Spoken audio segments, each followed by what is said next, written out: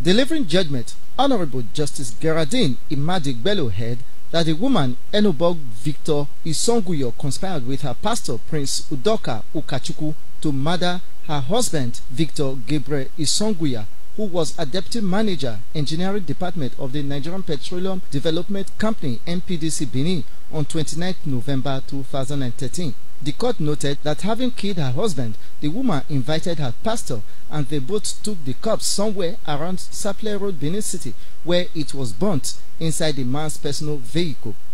The court observed that the late NPDC deputy manager's son gave evidence to the effect that he heard when his father shouted, then heard footsteps, and his mother later told him that his father was sick and reacted to drugs, hence she was taking him to the hospital. Honorable Justice Imadigbelo faulted evidence of the pastor who first said he sustained the burns on his hand from hot water while trying to make tea, but later opened up that he got the burns while setting the late man's vehicle ablaze. The court also heard that the police recovered the late man's official Passat car from the pastor, who said the woman gave him the car as gift to help her pray to find her missing husband, whereas he later said the late man gave him the car as a gift.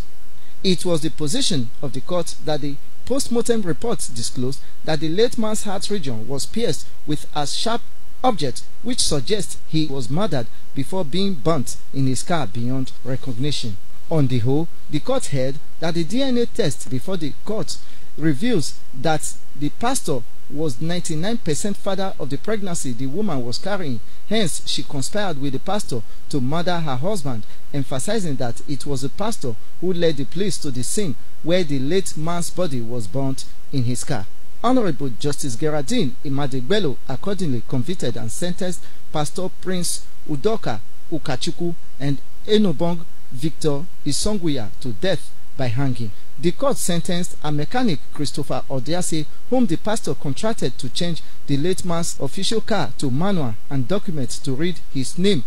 The sentence was 1 year in prison for conspiracy or a fine of 50,000 naira and 2 years in prison or a fine of 100,000 naira for forgery of the car documents. The court also sentenced a business center operator, Ame Osemehai, to 1 year imprisonment for conspiracy or a fine of 50,000 naira and 2 years in prison for forgery or a fine of 100,000 naira. So we just thank God that the case has finally come to an end. No matter what they do, they cannot bring my brothers back. But I'm really happy for the judgment. We give God the glory that finally we got judgments. Ken Osaitinfi, EBS TV News.